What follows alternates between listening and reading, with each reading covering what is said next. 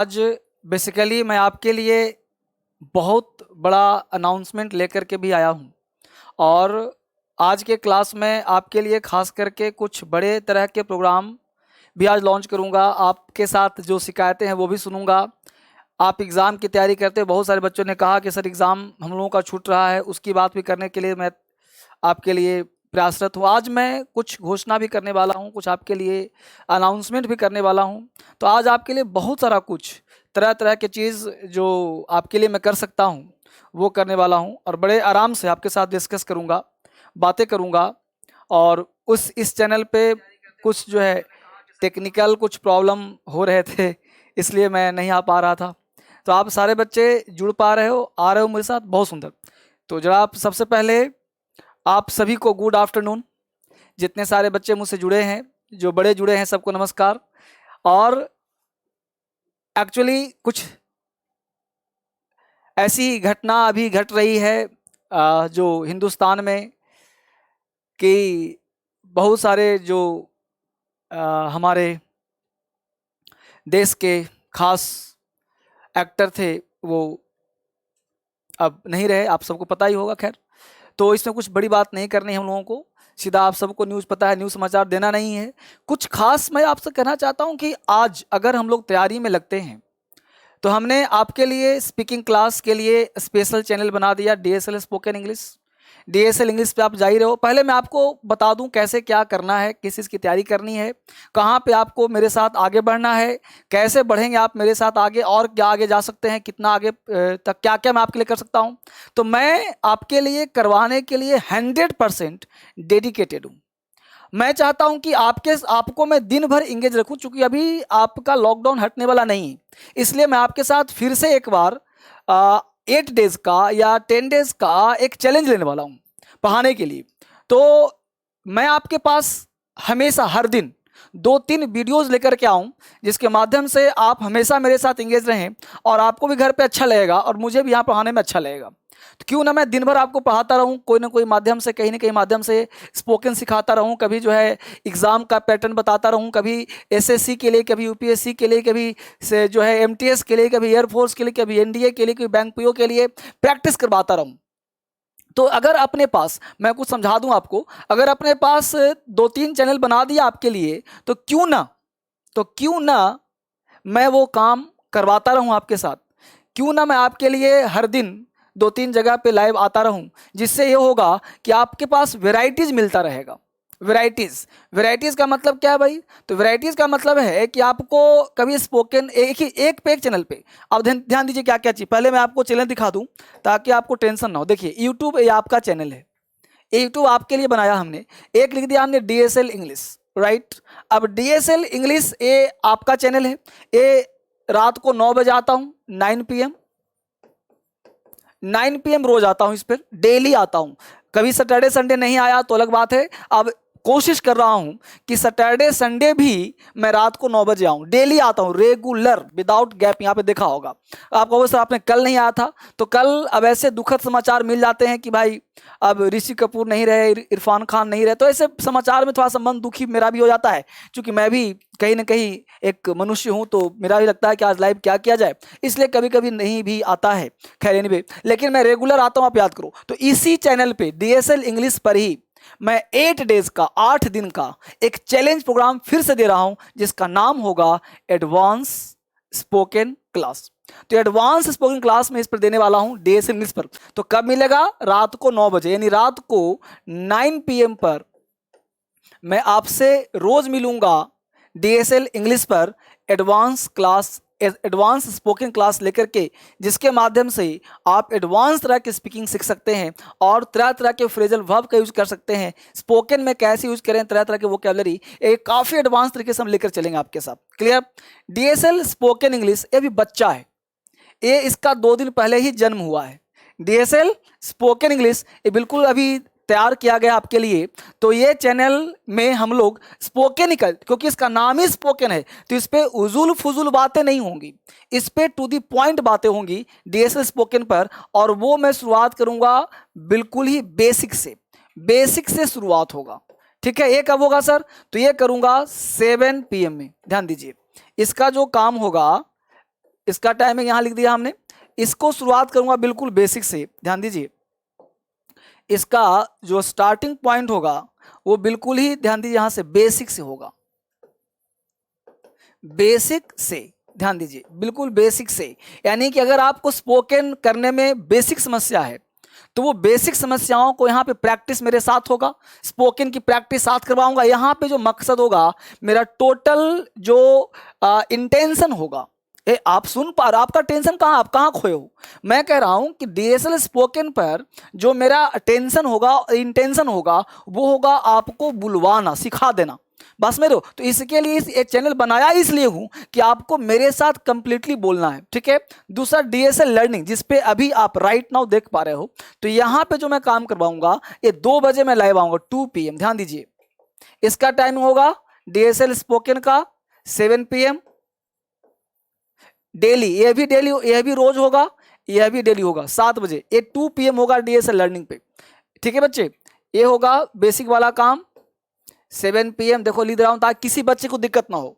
DSL learning पर 2 PM, देख रहे हो, 2 बजे से हम लोगों का काम शुरू होगा, 2 बजे, 7 बजे और 9 बजे। ये 3 टाइम पे मैं लगभग आपको प्रतिदिन के हिसाब से मिलूंगा। हो सकता है लर्निंग पे थोड़ा अल्टरनेट, थोड़ा इसमें चैनल पे थोड़ा प्रॉब्लम हो रहा है, कभी कभी, कभी लाइव होता है, कभी लाइव नहीं होता है, तो इस पे मैं जो है डेली आने का प्रयास करूंगा, लेकिन हो सकता है कि जैसे भी हो, तो ये चैनल में थोड़ा सा प्रॉब्लम आ रहा है, ये दूर हो जाएगा, कोई दिक्कत नहीं। तो इन दोनों पे कंटिन्यू रहेगा रेगुलर, इस पे भी रहेगा लगभग। और बी तूफान, ये बेचारा अभी नहीं बन पा रहा है, तो बी तूफान मोटिवेशनल के लिए है। अगर आप अंदर से कभी हार जाएं, अंदर से परेशानी हो, तो बी तूफान पे जाना है। इसमें मैं सप्ताह में, वीक में 1 बार आऊंगा, ये 1 बार आएगा, 1 बार, और इसका कोई टाइम नहीं है, इसका कोई टाइम नहीं होगा, क्योंकि बी तूफान को संभालना थोड़ा सा अलग तरह का है, मोटिवेशनल है, इसमें मोटिवेशन होना बहुत ज़रूरी है।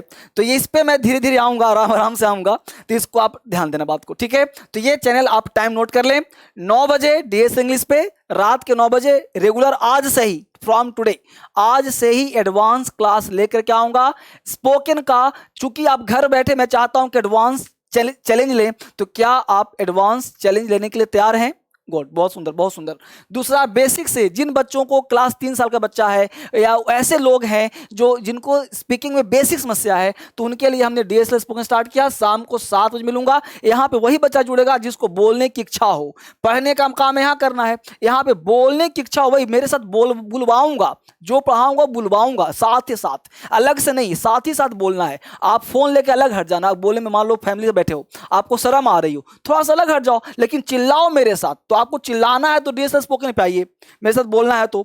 अगर लर्निंग पे एसएससी, यूपीएससी, सीडीएस किसी एग्जाम की तैयारी करते हैं, तो आपको इस चैनल पे हमेशा मैं प्रैक्टिस आगे करवाता रहूंगा।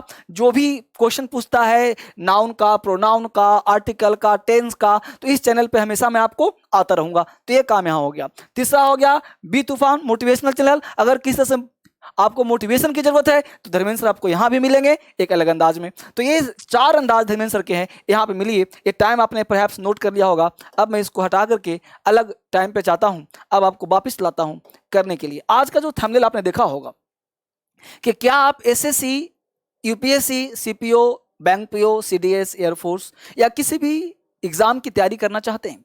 एक्चुअली आप घर बैठे हैं, तो एक्चुअली मैं चाहता था कि अंग्रेजी बोलना आप सीख जाएं, बट एक चैनल हमने डीएसएल लर्निंग इसलिए बनाया कि आप कहीं ऐसा ना हो कि आपका एग्जाम का जो तैयारी हो वो कहीं भूल ना जाएं। आप कहीं एग्जाम की तैयारी में, कहीं आप तैयारी के चक्कर जो है घर के चक्कर में, कहीं आप लॉकडाउन के चक्कर में जो है एग्जाम के सारे पैटर्न भूल जाएं कि भाई मैं किस, होता है ना। एक बार मैं एक कमेंट, सॉरी 2 दिन पहले हमने एक व्हाट्सएप पे देखा था कि एक व्यक्ति घर में काम कर रहा होता है, तो काम कर रहा होता, पत्नी बोलती है कि भाई ड्यूटी पर जाइए, ड्यूटी पर जाइए, आपका समय हो गया, लॉकडाउन खुल गया, आप ड्यूटी करने जाइए। तो पति जो है झाड़ू लेता है, घर में झाड़ू लगाना शुरू कर देता है। तो पत्नी कहती है नहीं, अपने काम पे, ड्यूटी पे जाइए।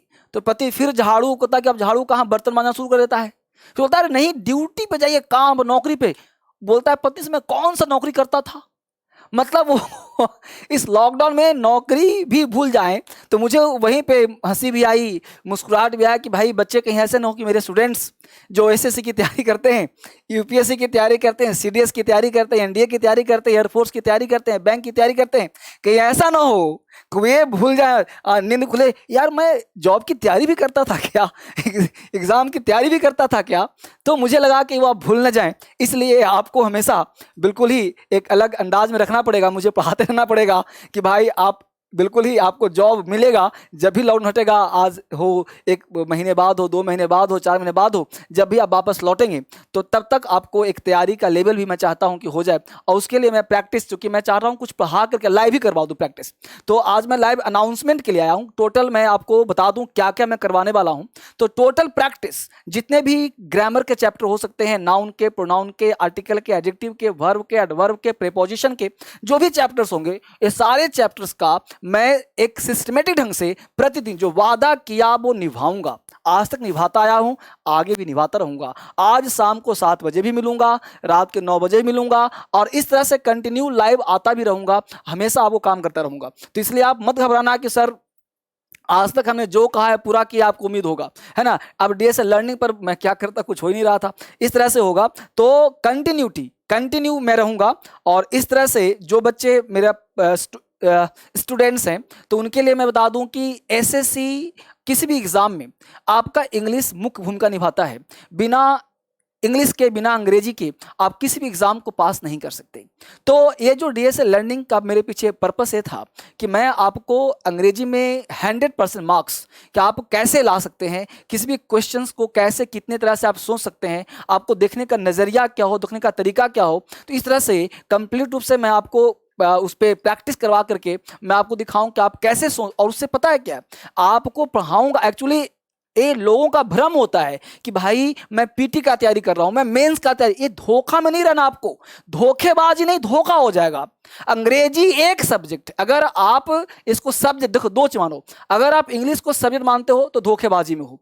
इसको सब्जेक्ट ना मान करके आप इंग्लिश को एक लैंग्वेज मानो। क्या मानो? लैंग्वेज। और लैंग्वेज को अगर आप एक ग्रामर के तहत पढ़ेंगे, जब आपको स्पीकिंग कराऊंगा तो मैं कुछ पल के लिए कहूंगा कि भाई थोड़ा सा ग्रामर को साइड कर दो, ग्रामर उतना ही जानो जितना से आपको बोलने में इज एम आर का यूज हो, वाज वेयर का यूज हो, है ना, हैज हैव हैड का यूज हो, डू डज डिड का प्रयोग हो, will shell should could could का प्रयोग हो, इतना आपको पता होना चाहिए। वो काम है स्पीकिंग का। लेकिन जैसे ही आपको मैं ग्रामर पे लाऊंगा, मैं आपको जब आपको एग्जाम के पैटर्न पे लाऊंगा, क्वेश्चन के पैटर्न पे लाऊंगा, तो वहां पे आपको sense of humour, common sense के साथ साथ बहुत सारे आइडियाज पे आपको वर्क करने होंगे, बहुत सारे थॉट पे आपको काम करने होंगे, तब जाकर के आपके क्वेश्चंस बनेंगे। तो मैं चाहता हूं कि आपको अंदर से, और उससे पता है क्या हेल्प मिलेगा, आपको स्पीकिंग करने में भी हेल्प मिलेगा, राइटिंग। अंग्रेजी जब हमने कहा कि लैंग्वेज है, तो जब आप एक लैंग्वेज को आप जब देखते हैं, है ना, जैसे मान लेते हैं कि आपने एसएससी का तैयारी किया, यूपीएससी का, तो मान लेते हैं कि एसएससी है।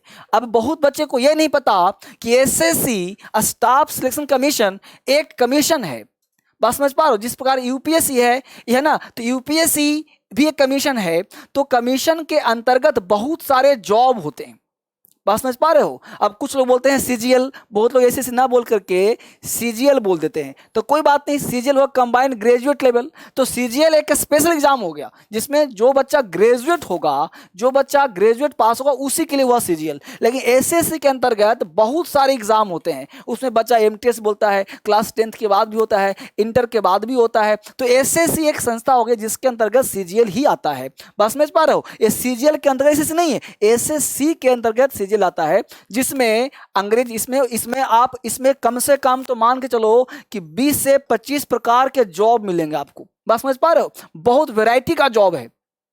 इसमें जो बच्चों की पसंद होती है वो इनकम टैक्स इंस्पेक्टर होता है। हालांकि और भी अच्छे अच्छे इसमें जॉब हैं, लेकिन बच्चे वही पसंद करते हैं जिसमें थोड़ा पैसा वैसा ज़्यादा मिले, या जो इसमें रुतबा ज़्यादा हो। तो इनकम टैक्स इंस्पेक्टर इसमें बच्चे बन जाते हैं। तो आपको भी अगर कहीं लगता है कि मुझे इनकम टैक्स इंस्पेक्टर बनना है, मुझे एसडीएम बनना है, मुझे डीएम बनना है, मुझे एसपी बनना है, या किसी भी एग्जाम में मान लो यूपीएससी की तैयारी करते हो, आपके क्या होता है कि भाई मुझे आईएएस बनना है, आईपीएस बनना है।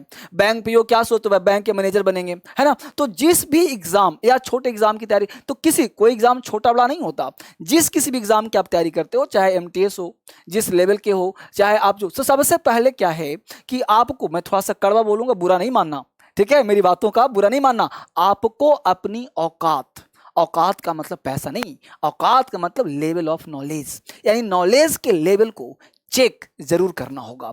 तो इसी पे मैं क्या करूंगा, 2 बजे आपको उसी लेवल पे करके, आपके लेवल जो भी होगा, आपके लेवल को अपलिफ्ट करना होगा, आपके लेवल को बढ़ाना होगा, आपके लेवल को बड़ा करना होगा। यानी आपके एक क्वेश्चन को देखने का तरीका क्या है, उसे बदलना होगा। तो मैं आपके लिए 2 बजे इसी पैटर्न पे आऊंगा कि आप किसी भी एग्जाम की तैयारी करते हैं, भाई एग्जाम कोई भी हो, आप एग्जाम कोई भी हो, सबसे पहले ये जानो कि किसी भी चैप्टर्स के, एसएससीजीएल हो, चाहे बैंक पीओ हो, है ना, मैंने क्या कहा कि बैंक पीओ हो, या फिर एमटीएस हो, है ना, एमटीएस हो या यूपीएससी हो, किसी भी एग्जाम की तैयारी करते हो, सबसे पहले उसके सिलेबस को आप जरूर जानें कि भाई उसमें सिलेबस क्या है, उसको कैसे पास करते हैं। तो जब इंग्लिश की भूमिका है, तो मैं आपको धीरे धीरे थोड़ा सा सिलेबस पे चर्चा कर देता हूं, ताकि आपको तैयारी करने में इंटरेस्ट है। जैसे मैं बात करूं यूपीएससी का, जो पूरे हिंदुस्तान में इससे बड़ा कोई एग्जाम नहीं होता, आईएएस से बड़ा कोई एग्जाम नहीं होता। बस 2-2 मिनट टाइम दूंगा, ज्यादा नहीं।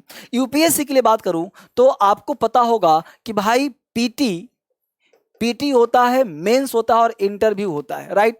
तो पीटी, मेंस, इंटरव्यू, ये 3 तरह के एग्जाम होते हैं आपके। तो पीटी में आपके लगभग 60 मार्क्स के इंग्लिश से, ध्यान दीजिए यूपीएससी में सिर्फ इंग्लिश की बात कर रहा हूं बच्चे।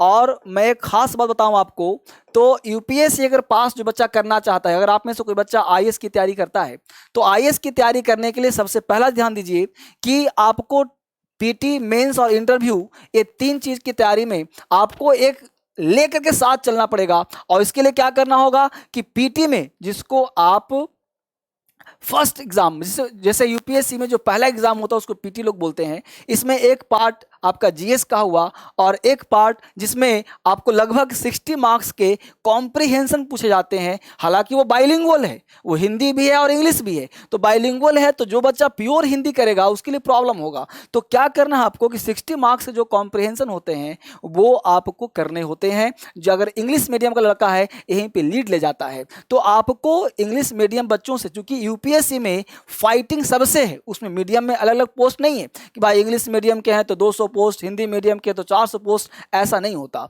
उसमें आपको इंग्लिश मीडियम हो चाहे हिंदी मीडियम हो, सारे बच्चों से फाइटिंग होती है आपको। और सारों बच्चे से आपकी फाइटिंग है, तो सब बच्चे एक साथ लड़ेंगे आपके लिए। यहाँ पे ये नहीं पूछता आजकल क्या हो रहा है कि जो भी कॉपी चेकर है वो सब क्या है, उनको हिंदी नहीं आती। अब आपकी समस्या हो जाती है कि भाई हम हिंदी में लिख रहे हैं, अब लोग कहते हैं कि हिंदी मीडियम में सिलेक्शन कम हो रहा है। भाई सिलेक्शन कम ज्यादा का मतलब नहीं है, मतलब है कि आपका तैयारी का लेवल क्या है, आप सोचने का तरीका क्या है, तब आप काम चलोगे। और मेंस में लगभग 300 नंबर का, ध्यान दीजिएगा, 300 नंबर का 300 मार्क्स का ये इंग्लिश का पार्ट होता है, जिसमें एसेस, प्रेसिज, कॉम्प्रिहेंशन, है ना। तो एसे, प्रेसिज, कॉम्प्रिहेंशन प्लस ग्रामर, इसमें ये पार्ट पूछे जाते हैं। तो पूरे आप आओगे तो इसमें आपको राइटिंग का सेक्शन होना चाहिए, ग्रामर के। अब देखो लड़का राइटिंग कौन करेगा, जिसको ग्रामर का नॉलेज नहीं होगा, क्या वो राइटिंग कर पाएगा? मैं आपसे पूछ रहा हूं, जिस बच्चे को ग्रामर का नॉलेज नहीं होगा, क्या वो यूपीएससी पास कर पाएगा? अब जरा ध्यान दीजिए कि यूपीएससी में 300 नंबर का होता है। अब 300 में मान लेते हैं कि ठीक है भाई 90 नंबर या 100 मार्क्स ले आया बच्चा, ठीक है। इंग्लिश का नंबर, पता है क्या है, हम सबकी एक बुरी आदत पता है क्या है, आदत ये बुरी है कि हम लोग सोचते हैं कि ये नंबर कंपलसरी है, जुड़ता नहीं है। यूपीएससी में लोग, बच्चे की भावना क्या है, जो बच्चे हिंदी मीडियम में क्या सोचते हैं, अरे ये तो नंबर जुड़ता ही नहीं, तो पढ़ने का फायदा क्या। और जितने भी आईएएस वाले कोचिंग वाले होते हैं वो क्या कहते हैं, अरे ना अंग्रेजी पढ़ोगे तुम, अरे जीएस की तैयारी करो, ऑप्शनल की तैयारी करो, जीएस में इतना पढ़ना है। और इस चक्कर में बच्चा अंग्रेजी पढ़ता ही नहीं। मैं तो सलाह देता हूं कि दुनिया किसी एग्जाम की तैयारी कर रहे हो, सब चीज छोड़ो, सारे कोर्स छोड़ो, पहले अंग्रेजी को इतना स्ट्रांग कर लो कि और सारे कोर्स पढ़ने में आपको दिक्कत ना हो, क्योंकि और सारे आपके मीडियम का टेंशन ना हो। आप हिंदी मीडियम, इंग्लिश मीडियम में क्यों पढ़े हुए हो? बस समझ पा रहे हो, आज के दौर में बिना इंग्लिश मीडियम हुए, बिना आपको अंग्रेजी आए, आप पीछे रहोगे, इस बात को आज स्वीकार करो, कल स्वीकार करो, मेरी बात स्वीकार करनी होगी। बुरा लगे तो माफ़ी चाहता हूँ। आज स्वीकार करो, कल स्वीकार करो, आपको अंग्रेजी पढ़ना ही पड़ेगा अगर आपको समाज में एक सम्मान चाहिए, अगर आपको देश दुनिया से जुड़ना है, अगर आपको बेहतरी करना है, अगर आप एग्ज़ाम पास करना चाहते हैं, किसी चीज़ करना चाहते हैं, तो आपको अंग्रेजी सीखना पड़ेगा। ये बुरा है या भला है, आपको मानना पड़ेगा। तो हमने कहा 300 नंबर का होता है, जिसमें आपको 100 मार्क्स 90 मार्क्स लाने होते हैं। मैं एक सच्चाई बताऊं आंकड़ा, तो यूपीएससी के बच्चे ऐसे ऐसे हैं जिनके 6 नंबर आते हैं, जिनके 5 नंबर आते हैं। वो पता है क्या करते हैं, वो सोचते हैं कि ऐसे रट लूंगा, 4-5 ऐसे रट लूंगा। मान लो कोई लड़का 4-5 ऐसे रट लिया, 2-4 ऐसे रट लिया, तो ऐसे रटने से कोई एग्जाम पास नहीं करेगा, क्योंकि रट्टा मारा, कहीं इज लगा दिया, कहीं आर लगा दिया, और समस्या यह होगा कि बच्चा फेल कर जाता है यूपीएससी में, और वो पढ़ा रहता है 2 साल 4 साल 10 साल, और वो एक बाबा बन के लौट जाता है, और फिर सोचता है कि मैं यूपी पीसीएस दे दूं, बिहार पीसीएस दूं। इसलिए अंग्रेजी पढ़ना बेहद जरूरी आपके लिए है। खैर, इंटरव्यू की बात करूं, अगर इंटरव्यू की बात करते हैं तो आपको, अगर इंटरव्यूअर आपसे क्वेश्चंस अंग्रेजी में करता है और आप वहां पे हिंदी में जवाब देते हैं, खैर ये रोक नहीं है कि आप हिंदी में जवाब दें, अंग्रेजी जवाब दें, ऐसा कहीं कोई प्रोविजन नहीं है कि आप किस में जवाब दें, आप जवाब किसी में दे सकते हैं। लेकिन तरीका ये हो कि अगर जैसे क्वेश्चन पूछा जाए, अगर वैसे ही रिस्पॉन्ड किया जाए, तो आपकी पर्सनालिटी और बढ़ जाती है मेरे दोस्त। मेरा सोचना यह है, मानना यह है। खैर, वापिस आते हैं। बहुत सारे बच्चे यूपीएससी की तैयारी करने के लिए सोच रहे होंगे। अब बात करते हैं, हम सीजीएल की बात करें। ठीक है, अब सीजीएल की बात करें, और थोड़ा साफ लिख देता हूं। बहुत बच्चे अब सीजीएल की तैयारी कर रहे होंगे। ठीक है, वापिस आते हैं। अब आप सीजीएल की तैयारी करते हो। अब सीजीएल की तैयारी में क्या होता है, ध्यान दीजिएगा इस बात को, कि अगर आप एसएससी सीजीएल की तैयारी में क्या होता है, यहां भी ध्यान देना। इसमें भी 3-4, हालांकि मैं बताया हूं 3-4 तरह के, इसमें भी आपको टायर 1, टियर 1, टियर 2, टियर 3, हालांकि टियर 4 भी हो जाता है। इसी में बच्चे का कंफ्यूजन बढ़ जाता है। अब देखो, इसमें टियर 1, टियर 2, टियर 3, कभी कभी टियर 4 होता है, वो खास बच्चों के लिए। अब प्रश्न उठता है कि टियर 1 और इसी पैटर्न पर सीपीओ का एग्जाम होता है, बस खाली क्वेश्चन का थोड़ा बहुत अंतर होता है, बाकी पैटर्न सेम होता है ना। सीपीओ में टियर 3 नहीं होता, टियर 1 टियर 2 होता है, मतलब पीटी और मेंस कहते हैं उसको। सीपीओ जो दिल्ली पुलिस में जो सब इंस्पेक्टर बनते हैं, उनकी बात करते हैं। खैर, सीजीएल में टियर 1 की बात करें तो टियर 1 में लगभग 50 मार्क्स के क्वेश्चन पूछते हैं, और इसमें 25 क्वेश्चन होते हैं। एक क्वेश्चन होता है 2 नंबर का, एक क्वेश्चन 2 नंबर का, तो 25 क्वेश्चंस पूछे जाते हैं। और ये खास ध्यान देना है आपको, हालांकि सीपीओ में 50 क्वेश्चन पूछता है, लेकिन मैं आपको ध्यान दूं, इस क्वेश्चन को छोड़ो, पहले ये समझो कि 50 नंबर का टायर 1 यानी टियर 1 जो आपका है, उसमें 50 मार्क्स के इंग्लिश है। हालांकि सिर्फ अंग्रेजी नहीं, उसमें 4 पेपर हैं, 50 के 4 हैं। इंग्लिश भी है, मैथ भी है, रीजनिंग भी है, जीएस भी है, ये सारे पोर्शन हैं। लेकिन आपको जब तैयारी में लगोगे तो आपके पास 50 नंबर का मैथ, 50 नंबर का इंग्लिश, 50 नंबर का रीजनिंग, 50 नंबर का जीएस, ये सारे पार्ट। तो क्यों ना घर बैठे, अगर हम 10 घंटे पढ़ रहे हैं या 8 घंटे पढ़ रहे हैं, तो क्यों ना हम 1-2 घंटे थोड़ा एग्जाम की भी तैयारी कर लें।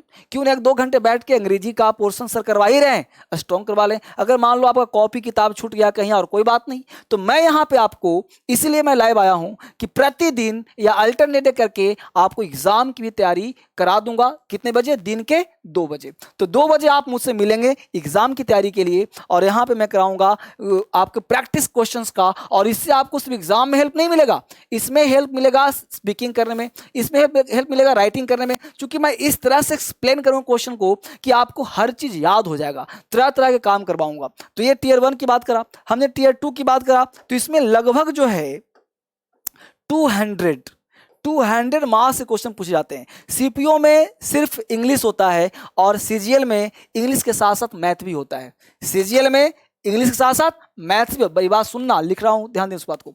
सीजीएल में इंग्लिश के साथ साथ मैथ भी होता है, और आपके सीपीओ में सिर्फ और सिर्फ इंग्लिश होता है, मैथ्स नहीं होता।